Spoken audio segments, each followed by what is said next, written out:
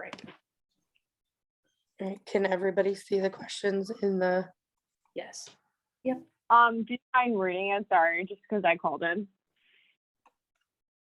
Yeah, so for this discussion, design an effective literacy center. What would your ideal literacy center contain? Draw a sketch or create a literacy center using an online, app or software. With your literacy center, upload a paragraph detailing how the environment supports children in gaining literacy skills. So for me, I feel like you have to make sure that you're very diverse in your literacy center. You can't just go with the theme. Like sometimes we have clothing theme, a tree theme. No, you can't just have books out pertaining to the theme. You have to have a diverse like selection, not only of that, but of children, of representation, of culture. You have to make sure that the children are feeling seen within their own classroom and can connect to different things in the books, as well as I think having some fun books that can go along to songs so that the children then also know that, you know, there's just a wide variety of different books. I agree with that. And I think even literacy, sometimes when I think of it, it goes outside of that area. Then I think of my writing center is separate from my library. So I just make sure that I also have diverse materials in there as well. And lots to offer, and I'll share my screen because I know it was asking for everybody to make a thing. If you guys ever go to Kaplan, all you do is just make your own login and you can go in and create your own background in your classroom. Like if you see something you like, you can just click on it and it'll add it in and you can move it around in your classroom. That's Tessa, I love this. Yeah, it's just a fun little tool. And this is kind of how I try to order stuff for my classroom to know if it's gonna fit right. Mhm. So I just wanted to share that with you guys.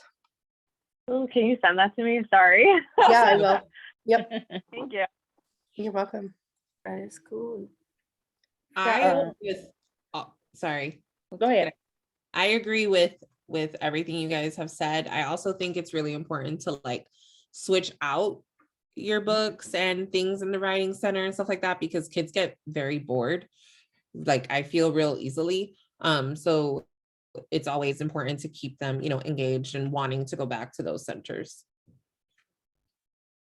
Yeah. Yes, I agree with that as well, but also not just in the library and in the writing center, but to also try to have books in your other areas as well. Because sometimes I notice that my kids occasionally when they're in the block area, they'll sit down with books instead of sitting down with, you know, some of their friends are playing with blocks, but they'll sit down with, you know, books that are in the block area that are about, you know, building houses and different things. So having a diverse, you know, having books in all your areas also contributes to literacy in the classroom.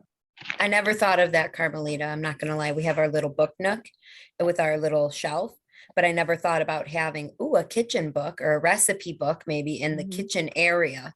Like just Yeah. having those little things. Or menus. Yes. Menu. Mhm. Yes. I mean, you know, it's one of those things where when I meet with you guys, all of a sudden, all these ideas start pinging, you know, and I don't know, I thought that was neat. I'm going to look into that for my centers. Yeah, and also I was thinking for like literacy center, as you guys said, should not just be limited to the literacy center. I think the labels and the signs we put all over the room, that's providing them opportunities to try to read those labels, to try to know those signs. So I think there's tons of ideas we can put literacy all around in our classroom. Mhm. Yeah, no, I agree. Oh, sorry, go ahead. Are you gonna cut you off? No, I agree with you. I can't see, sorry. Because we're doing over the phone. I agree with all of you guys. I think like you guys all made like super good points. I know like when I used to work at KinderCare, we would try to like switch out the classroom every once in a while and just incorporate like different things. And we would always try to make it diverse and just friendly to like all the kids that came. And we would try to do like rich imprint environments. we didn't change out the books, so we would add like new books that represented like the unit. So if it was like occupation, we would have books about like firemen or police officers, or if it was about like food, we would have books about like food. So we would always just try to change it up. And I think there's Desiree that said it too, like the kids get bored, so like it's good to incorporate like just different things. Mhm. Yeah, that was like my main job last year in my classroom is I'd be constantly switching out books. So we would switch out because last year our COVID restrictions were more than they are now. So we used to give the kids like we had this giant Ziploc baggie and we used to put like 3 or 4 books in there that they were allowed to look at throughout the week. Those were the only books that they could look at. And for the longest time, we didn't switch them out. And one day I was like, we probably need new material. So I would just, that's what I would literally do is just switch around books and toys. We'd have to switch around. And like, it's nice and it gives like the kids like variety. And I feel like a lot of my kids are more geared towards books. So more than likely they'd rather sit down in the library and like look at the books than do other things in the class. So they love when they get switched out, or like we keep popular books and we don't switch those out. Like there's a monster at the end of this book. All of my kids love that book. And that's like one of the only books that I can't switch out, or someone will have a mental breakdown because they can't read it. That's true. And just to add, I've also seen like in my classroom, I bring books of other languages. So I went to India, I picked some books that are in Hindi, in Tamil, and every single day I see kids getting attracted to different text.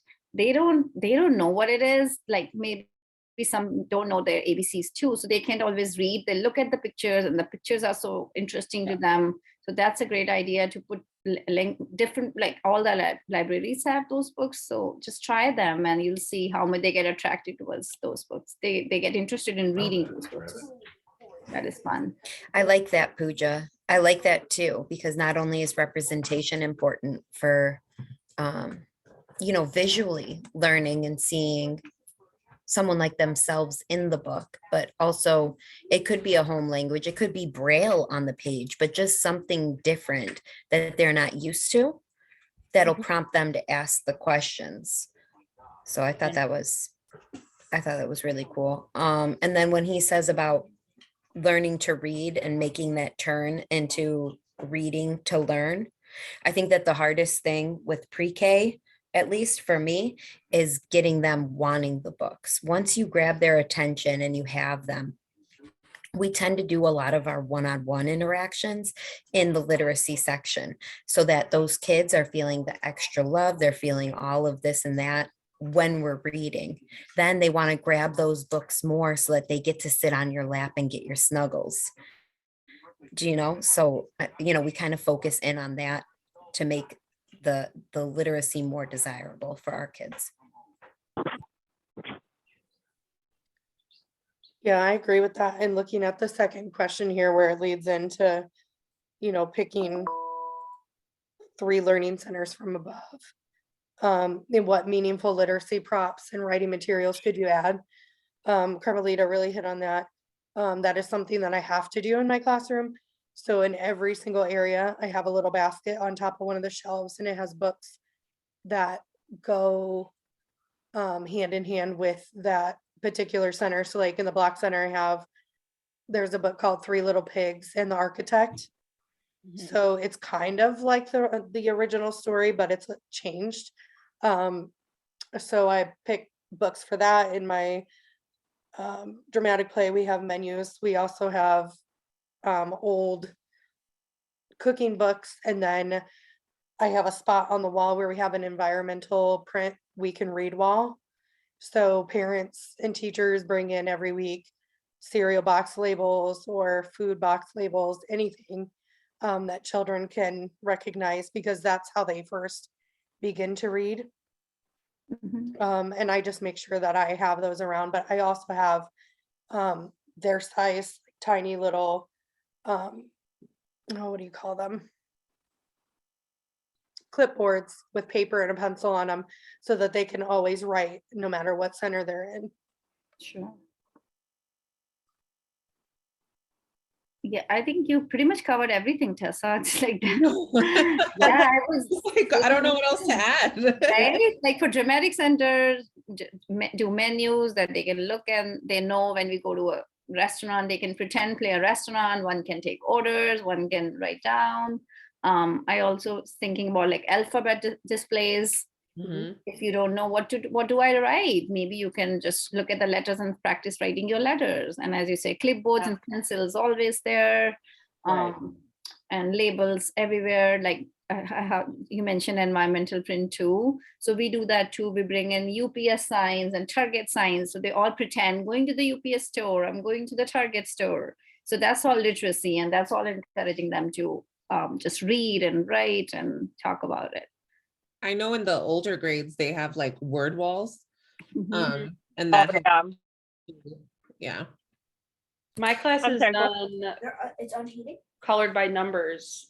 Yeah. I've talked about it so much, but we do sight words with them. So the words that Yeah. we're learning for our sight words, Boiling the water. instead of it numbers, it's the word. So they have to read the word and then color in what Mhm. it is. And I'm surprised at how many kids like actually like that. And we can do it without having to like color in what it is like on the sheet. And then in my other class that I'm in, we have like a dramatic play area, and it's kind of like stairs, and there's like a little top part, and then there's a underground.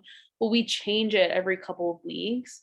So I walked into the class today because I wasn't in there, and they all screamed at the top of their lungs, Miss Marissa, look, it's McDonald's, because the center is McDonald's now. So they like loved it. There's signs everywhere. There's like little clipboards, obviously, like absolutely insane. I think last time it was a pizza place. Tomorrow it'll be a Chinese place. Well, it was an ice cream shop before that. I think they really like the McDonald's one the most so far. Yeah. So, but yeah. Always. Yeah, I agree with all you guys. Like, I've done a word wall before, having things, you know, to incorporate. Like, I know Tessa, you always say like you have pictures with the words. That's always very helpful for kids to recognize. And then just having like utensils so kids, you know, can write different stuff. Having, you know, reading materials and areas that you can provide. I feel like you guys definitely touched on a lot of good points.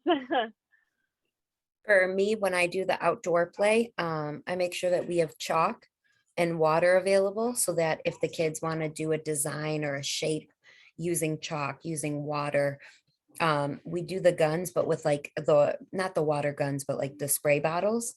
But we do it the sharp ones. And I'll say, who can make a, you know, triangle, whatever the case may be. But I just want to add that in.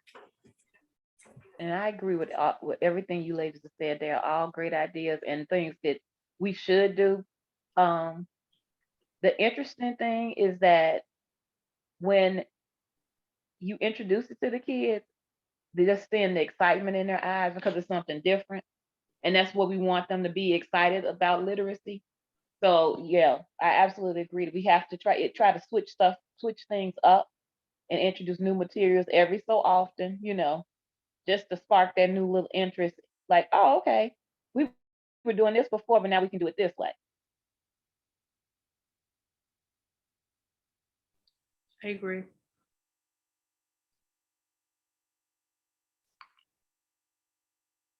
You're on mute, Tessa. All right, I think we covered it. Perfect. Good. Good.